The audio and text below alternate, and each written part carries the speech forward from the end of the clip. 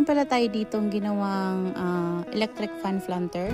So ito guys ay ano lang, experiment lang natin. So meron kasi ako before ginawang ganito. Yun, mas malaki naman yun guys kasi galing yun sa malaking fan. So ito yung maliit lang namin na fan. So sayang naman guys, and ito yung nilalagyan ko ng mga cuttings ko.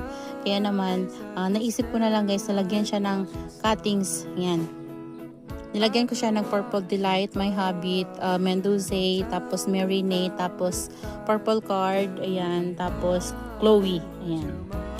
Halo-halo na guys yung kanyang tanim. Ayan, meron pa pala tayo ditong pink puppet. Ayan yung purple card guys. Ayan guys.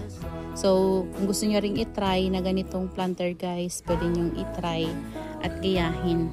Para makalis tayo guys ng space. At napakaganda niya talagang tingnan. Ayan, tingnan nyo naman.